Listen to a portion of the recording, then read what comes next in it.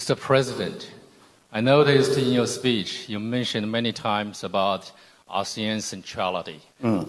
In the eyes of the international community, some of your Philippines' behavior in recent times, it now sounds like you really consider other parties' comfort level, and there is a risk of ruin. I cannot imagine what you must be referring to. If a Filipino citizen is killed by a willful act, that is, I think, very, very close to what we define as an act of war. And our treaty partners, I believe, also hold that same standard.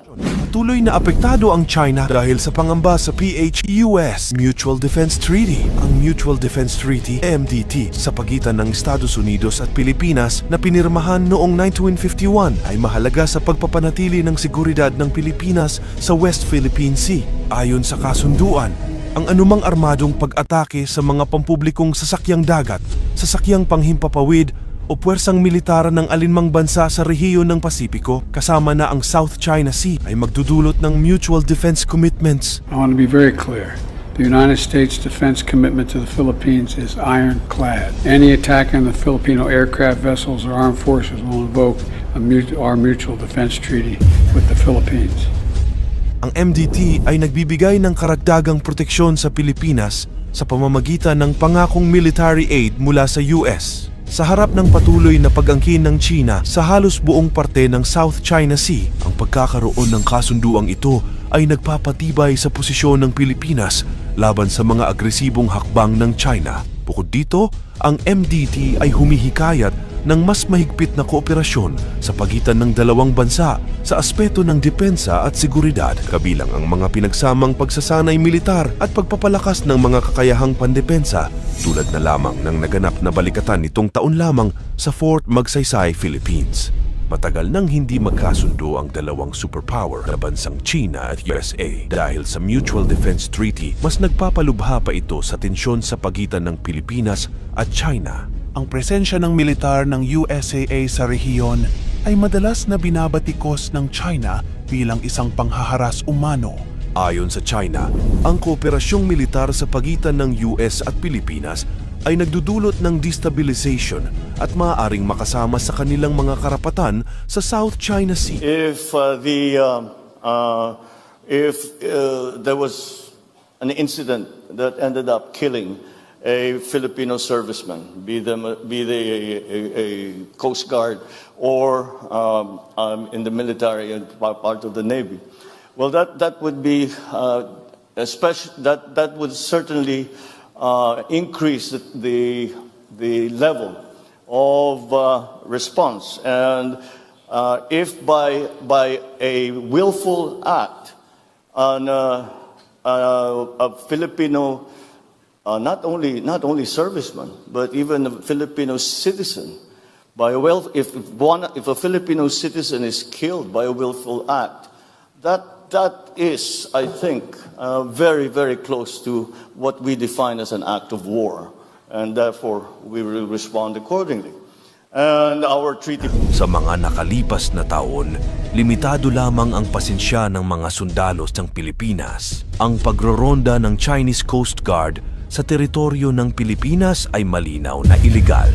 Hiniling ng Pilipinas sa China na itigil ang mga aktibidad na ito sumunod sa mga batas na internasyonal at igalang ang 2016 ruling, pati na rin ang 1982 United Nations Convention on the Law of the Sea. Ang isyong ito ay bahagi ng mas malawak na tensyon sa pagitan ng dalawang bansa ukol sa mga karapatan sa dagat at teritorial na pag-angkin na nagresulta sa ilang ulit na engkwentro ng mga Coast Guard vessels at mga mangingisda sa rehiyon. Ang mga mangingisda sa Pilipinas, partikular na ang mga nasa Zambales, ay matapang na tumututol sa ipinataw na fishing ban ng China sa West Philippine Sea. Ayon sa mga grupo ng mga mangingisda tulad ng Pambansang Lakas ng Kilusang Mamamalakaya ng Pilipinas o ang Pamalakaya, hindi sila susunod sa ban na ito at patuloy silang mangingisda sa mga katubigan na kinikilala nila bilang bahagi ng teritoryo ng Pilipinas.